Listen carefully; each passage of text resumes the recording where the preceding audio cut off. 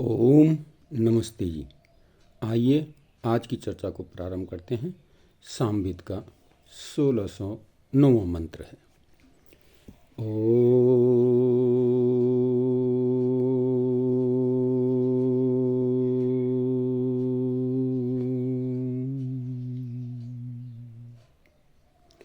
यस्यायं विश्व आर्यो दाससेवदीपा अरि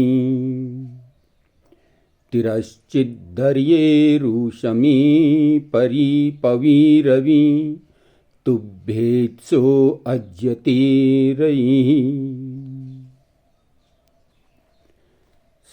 कहा, संसार में दो प्रकार के मनुष्य हैं, एक अनार्य अनाड़ी, वेद विरुद्ध सिद्धांतों को कहने और मानने वाले जो वेद के विरुद्ध चलते हैं, और दूसरे हैं आर्य जो वेदानुकूल सिद्धांत को मानने वाले हैं, जो वेद के अनुसार चलने वाले हैं। जो आर्य हैं वे वेद निधि के रक्षक, वे वेद निधि के रक्षक हैं और प्रभु के सेवक भक्त होते हैं, वेदों की रक्षा करने वाले और परमात्मा के भक्त होते हैं। वेद रूपी गुप्त महाधन का उपयोग में लाकर वे आर्य लोग सदा सुखी होते हैं। तो बहुत सुंदर चर्चा इस मंत्र में आई है कि दो प्रकार के लोग हैं इस संसार में, एक अनार्य जो वेद के विरुद्ध चलते हैं और दूसरे आर्य जो वेदानुकूल अपने जीवन को चलाते हैं।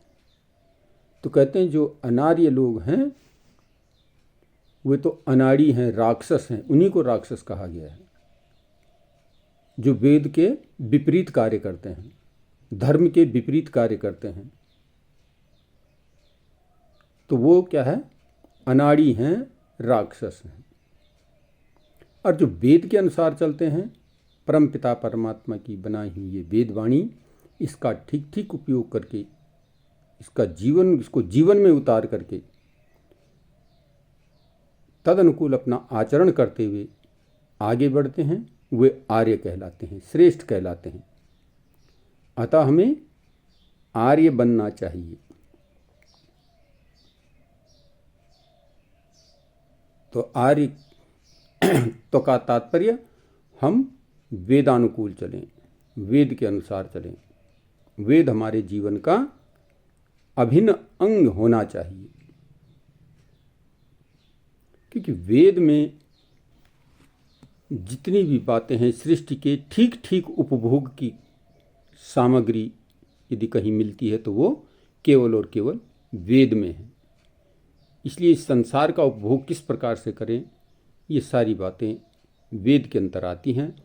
और इसमें बताया गया है कि जो वेद का अनुसरण करते हैं, वेद रूपी धन का ठीक ठीक उपयोग करते हैं, वे जन सदा सुखी रहते हैं। वही लोग सर्वत्र सुख प्राप्त कर सकते हैं। तो हम अपने जीवन को वेदानुकूल बनाएं, अनार्य न बने, अनाड़ी न बने, वेद के विरुद्ध न चलें। हमारा जीवन वेदानुकूल हो, वेद के अनुसार हम अपने जीवन को आगे बढ़ाएं, तो हमारा जीवन सफल और श्रेष्ठ हो जाता है। तो आइए आज की चर्चा को ज़्यादा आगे न बढ़ाते हुए यहीं पर विरमित करते हैं। हम इस मंत्र से प्रेरित होकर के अपने जीवन को वेदानुकूल चलाने का प्रयत्न करें। ओम शांति।